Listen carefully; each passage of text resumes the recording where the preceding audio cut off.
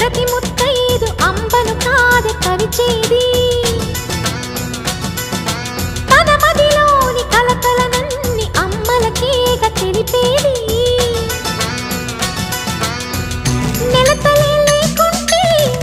దేవుడికి నెలవేది భక్తులే రాకుంటే